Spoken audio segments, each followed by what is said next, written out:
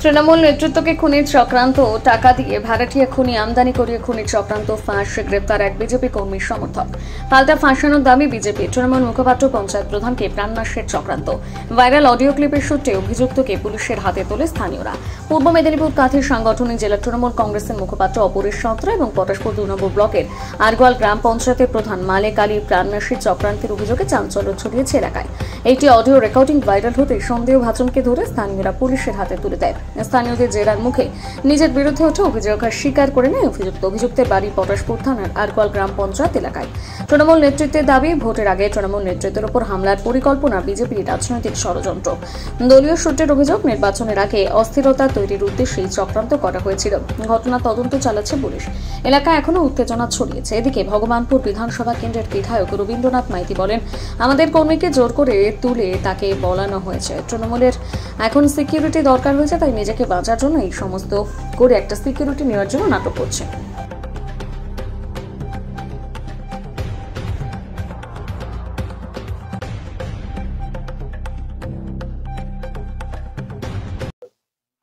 বলছি যে অপরাধটা আজকে আপনাদের প্রেস কনফারেন্স কেন এবং আজকে কি কি ঘটলো সারাদিন?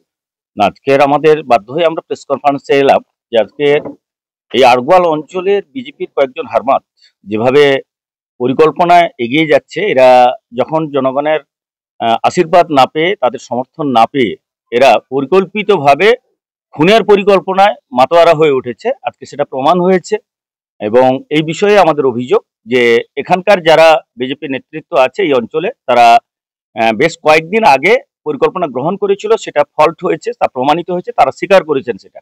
এবং আগামী দিনে এই ধান কাটা আমাদের মরশুম চলছে, ধানের সিজন চলছে, এই কাজ শেষ হলে তারা যে পরিকল্পনা গত কয়েকদিন আগে করেছিল সেটা আজকে প্রমাণিত হয়েছে এবং তাদের মুখ দিয়ে সেই স্বীকারোক্তি আমরা পেয়েছি যে কয়েকজন মিলে এখানকার শুধু মানুষজন নয়, বসিরহাট থেকে একটি টিম এনে এখানকার যারা নেতৃত্বে রয়েছেন, আমাদের গ্রাম পঞ্চায়েতের প্রধান শেখ মালেক আলী সহ আমাদের 700 মাইল বুথের সভাপতি সত্যরঞ্জন বর এবং আমাকে সরিয়ে ফেলার যে চক্রান্ত। কারণ এই এলাকায় মানুষের সমর্থন পেতে গেলে তারা ভেবেছে যে এদেরকে না সরালে এই এলাকায় 2021-এর পুনরাবৃত্তি করা যাবে না। তাই সেই কারণে তারা 2026-এর আগে সেই পরিকল্পনা গ্রহণ করেছে। ইতিমধ্যে একবার ফল্ট করেছে তারা, কিন্তু দ্বিতীয়বার সেই পরিকল্পনা আবার গৃহীত হয়েছে এবং সেই পরিকল্পনার আগে আমাদের কাছে তা প্রকাশ হয়ে যাওয়ায় আজকের সেই ঘটনায় গোটা এলাকা উত্তপ্ত। মূলত কাকে টার্গেট করা হচ্ছে? এখানে আমাকে টার্গেট করা হয়েছে এবং আমার গ্রাম পঞ্চায়েতের প্রধান যিনি রয়েছেন আমাদের শেখ মালেক আলী এবং আমাদের 700 মাইল বুথের যে সভাপতি রয়েছে সত্যরঞ্জন বধ, মূলত 3 জনকে অ্যাটাক করার পরিকল্পনা আমরা ইতিমধ্যে জেনেছি। তো ইতিমধ্যেই তো একজনকে পুলিশ গ্রেফতার করেছে, তো সে কি স্বীকারোক্তি দিয়েছে? আপনি তিনি যেটা বলেছেন, এর আগে প্রায় 1 মাস পূর্বে শঙ্কর হাজরা এবং বাসুদেব পাত্র এবং ইকরান মল্লিক এবং শেখ কালার সঙ্গে তারা বসিরহাটের একটি টিমকে 4,30,000 কন্ট্রাক্টে কালীর বাজারে, যেহেতু আমার দোকান রয়েছে আমি প্রায় ওখানে থাকি, তো সেখানে নিয়ে আসা হয়েছিল। কিন্তু কথা মতো টাকা না দেওয়ায় সুপারি কিলাররা ব্যাক করে যান এবং তাদের খরচ বাবদ তারা সেদিনের জন্য 20,000 টাকা দেন, এই কারণে যাতে আগামী দিনে তারা আবার আসেন। তো সেই পরিকল্পনা এর আগে গ্রহণ করা হয়েছিল, সেটা ফল্ট হয়েছে এবং গত কয়েকদিন আগে সিয়ারি বাজারে রবীন্দ্রনাথ দিন্দা এবং মলয় দোলই এবং গণেশ বর এবং সঙ্গে জয়দেব জানা তারা পরিকল্পনায় বসে এবং জয়দেবের কাছে 2 লক্ষ টাকা এই কাজের জন্য ডিমান্ড করে। জয়দেব সেই টাকা দিতেও রাজি হয়েছে এবং টোটাল যে টাকা খরচ হবে সেটা বাসুদেব পাত্র দায়িত্ব নিয়েছেন এবং শঙ্কর হাজরা দায়িত্ব নিয়েছেন। জেলা কমিটি থেকে সে টাকা আনা হবে। অর্থাৎ এটা থেকে পরিষ্কার আমাদের কাছে শুধুমাত্র এরা নয়, বিজেপির একটি বড় অংশ এর মধ্যেও রয়েছে। কারণ 2021-এর নির্বাচনে আমরা দেখেছি ভগবানপুর বিধানসভায় যে নির্বাচন আমাদের সামনে এসেছে সেটা হচ্ছে একবারে ভোট লুট করা, ঘর বাড়ি লুট করা, আমাদের এই পার্টি অফিস সহ বিভিন্ন জায়গায় যে পরিবেশ তৈরি করা ছিল সন্ত্রাসের, সেখান থেকে জয়লাভ করেছিল।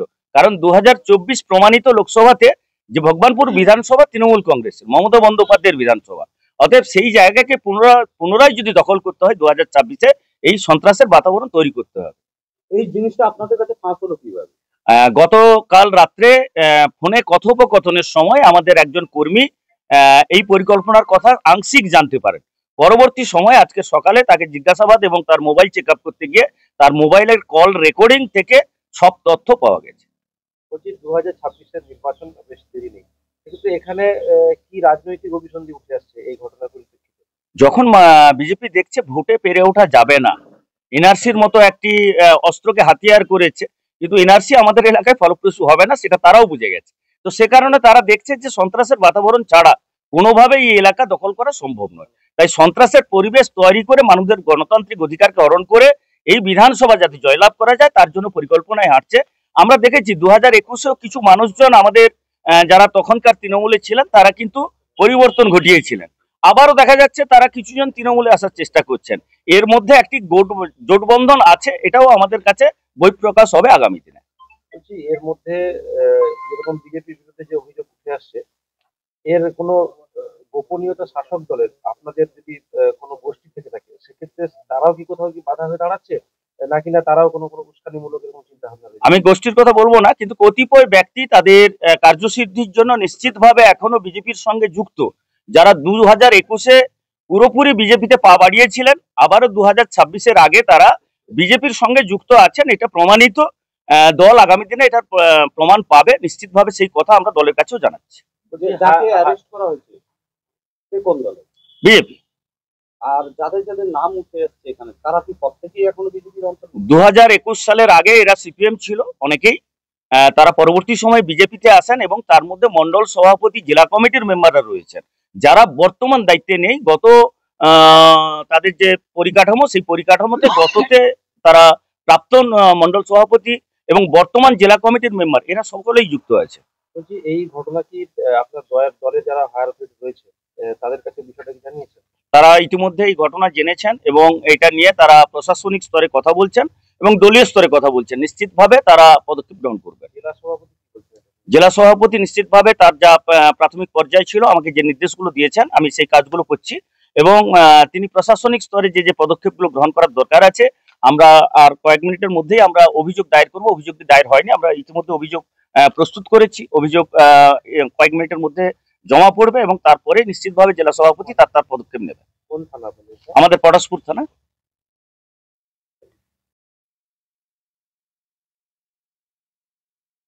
বলছি দাদা, আপনাদের আরো অন্যান্য যারা জেলা নেতৃত্ব রয়েছে বা রাজ্য স্তরে যারা সদস্য হিসেবে রয়েছেন, পঞ্চায়েত স্তরে যারা রয়েছেন, তাদের মধ্যেও কি কেউ রয়েছে যে এরকম আপনাকে যেভাবে টার্গেট করা হয়েছে তার মধ্যে আরো কোনো সদস্য থাকতে পারে বলে মনে হয়, যা এখনো পর্যন্ত সামনে আসেনি? আমি একটা কথা শুধু বলতে পারি যে যারা 2021-এর বিজেপি, তারা কেউ কেউ এখনো আমাদের দলের মধ্যে রয়েছেন এবং যারা এখনো বিজেপির সঙ্গেও যুক্ত রয়েছেন, তাদের মধ্যে কেউ থাকলেও নিশ্চিতভাবে থাকতে পারে, সেটা আগামী দিনে প্রমাণ হবে। পুলিশ তদন্ত করুক, তদন্ত রিপোর্টে নিশ্চিতভাবে আগামী দিনে সেই তথ্য উঠে আসবে। দাদা, আজকে পটাশপুরের যিনি আড়গোয়াল গ্রাম পঞ্চায়েতের প্রধান এবং তৃণমূলের যিনি মুখপাত্র রয়েছেন অপরেশ সাঁতরা, তারা একটা প্রেস মিট করে তারা জানিয়েছেন যে তাদের দুজনকে একটা খুনের পরিকল্পনা করা হয়েছিল। সেখানে বিজেপির কয়েকজন এলাকার সদস্যদের নাম উঠে আসছে, কি বলবেন এটা নিয়ে?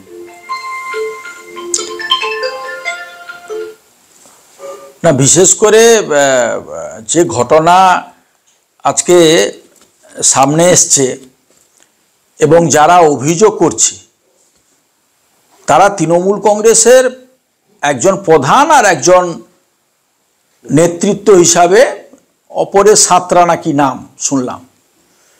তো আমি যেটুকু জানি, এক তো তৃণমূল কংগ্রেস কোনো রাজনৈতিক দল নয়, এটা একটা সন্ত্রাসবাদী দল, আর এই প্রশাসন এবং এই সরকারটা একটা তালিবানি সরকার।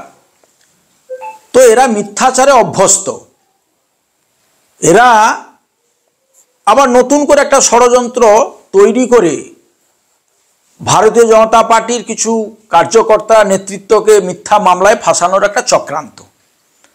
এবং সেই সঙ্গে যারা এখন মানুষ যাদেরকে ঘৃণা করে, যারা মানুষের সামনে দাঁড়াতে পারে না, তারা নিজেরা নিজেদের যে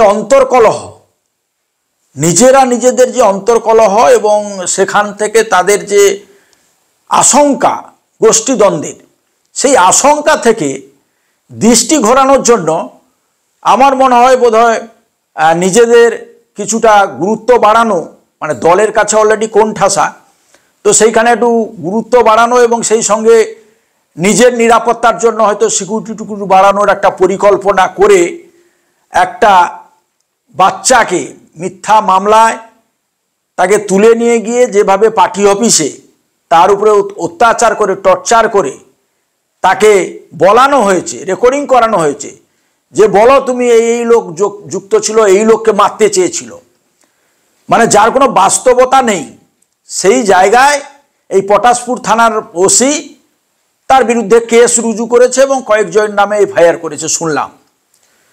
তো এই সরকারও, তার প্রশাসন এবং পুলিশ সকলেই একই ঘটনার সঙ্গে যুক্ত। তারা ভারতীয় জনতা পার্টিকে আটকানোর কৌশল, তারা একটাই পথ, যেভাবে হোক 26শে নির্বাচনকে রুখতে হবে, ফাঁসাতে হবে, কিন্তু তাতে লাভ কিছু হবে না।